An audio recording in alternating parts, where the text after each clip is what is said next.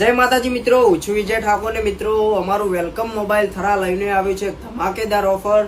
મિત્રો તમે મોબાઈલની અંદર ઓજી કોમ્બો નખાવશો તો તેની સાથે 7 વસ્તુ ફ્રી આવશે। એમાં એક છે જો મિત્રો માસ્ક, બાઇક માટે મજબૂત રહે। જો મિત્રો લોંગમાં ફરવા ગયેલા હોય તો તડકો પણ ના લાગે, આંખોમાં બહુ સારું રહે મિત્રો।